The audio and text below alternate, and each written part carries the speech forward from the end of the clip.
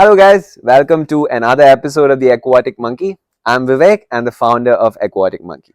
Right now, this episode is purely dealing with how to become a dive professional, right? Especially going from zero to hero, right? Now, for that, one very common question that I get about this is how do you take diving as a career, right? And behind that question lies the underlying question of how much can you actually earn as a diving instructor or a dive master for that matter or a dive professional, right? Now, in order for you to understand that, we need to ask a question first, right? What do you see through diving, right? What are you looking at? Are you looking at making money, or are you looking at taking people out diving, showing them the ocean for the first time? And are you doing it for the thrill and excitement of scuba diving itself, right? That's the question. Now, if you are able to answer that, it is broadly going to take you to two broad spectrums, right? One being commercial diving, which is what you would be looking at if you are looking at earning a few good bucks. And the second part being recreational diving. Now, this video is mainly concerning recreational diving and how you can become a recreational dive professional, right? Now, to become a recreational dive professional, the first thing that you will have to do is your open water course, right? Which is the most basic course that is your first step towards becoming a dive professional, right? Now, what does the open water course entail?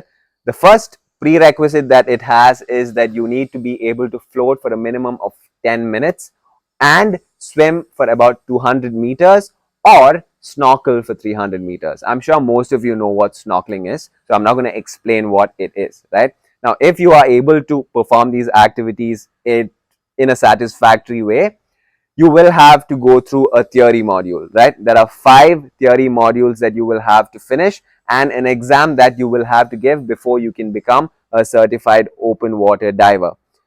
After that, or while you're doing your theory modules, is when your instructor will take you through 5 confined water sessions, right? This is basically training modules that will be held in a confined water area, which can be a shallow portion of the ocean or ideally in a swimming pool, where he will be showing you a lot of skills that you will have to master in order to become a decent enough diver. Once you're done with your confined water session is when we actually take you out for your 4 open water dives, right? Once you complete these 4 open water dives and also all the skills that you need to perform on these dives, you will be certified as an open water diver, which enables you to go to a maximum depth of 18 meters. And this is an international license that is valid all over the world, right? Now, guys, all the courses that I'm mentioning are under the curriculum that is formed by PADI, right? The Professional Association of Dive Instructors, which is what I am certified under as an instructor. So I am solely talking to you about PADI courses, right? Now, once you are done with your open water diver license, what you will move towards is your advanced open water, which enables you to go to a depth of maximum 30 meters, right? Now, what does the advanced open water diver course contain? It actually contains 5 really fun dives, which is also optional, right? You can pick which kind of diving that you want to do, right? Now, more detailed information about each of these courses I am going to be providing in the subsequent videos, but I'm just giving you a brief synopsis of the entire thing. Once you are done with your advanced open water course, what you would move towards is your EFR and rescue diver course. Now, EFR stands for emergency first response, and EFR need not necessarily be a diving related course. You can even do it in a hospital if they are providing that course, because EFR deals with things like CPR, right? And rescue breathing, and what to do in case of a health hazard for someone. What are the primary things that you have to take care of? That is what it includes: primary healthcare and secondary healthcare. That's what EFR contains. And then is the rescue diver course, right? Now, when talking about somebody who is about to do a rescue diver course, I would suggest that the person do at least 20 to 30 dives before he signs up for that course, right? The reason for that being, you are now done with taking care of your own safety. That's what it talks about. Now you are talking about handling another person's safety, right? You are basically being trained to become a person who is capable of taking care of other divers when you go diving, right?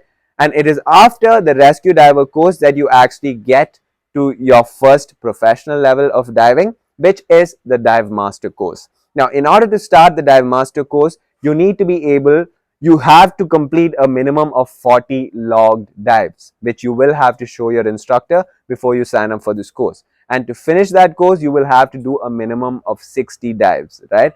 Now, really, honestly speaking, you will go way past 60 dives by the time you're done with your dive master course, because most dive shops offer an unlimited dive thing with your dive master course, so you will get to dive a lot more than you can actually imagine. By the time that I was done with my dive master course, I was way past 200 dives, right?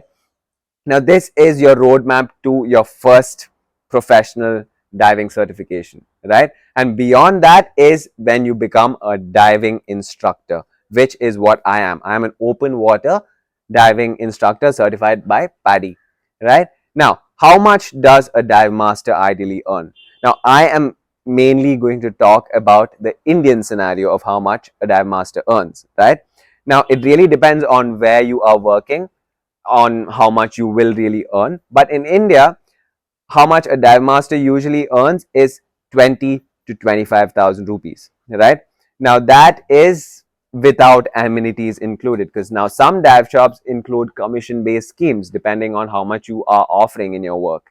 And some dive shops offer other amenities such as food and accommodation as part of your allowances, right? And that is how much usually a dive master earns in India. And how much does an instructor earn? Ideally 40 to 45K for starters, 40 to 45,000, and that is also excluding amenities. So they might again provide commission based schemes or other amenities such as food and accommodation. So if you think that this video was useful and it helped you out in some way, don't forget to like, share, and subscribe. I'll see you for the next episode.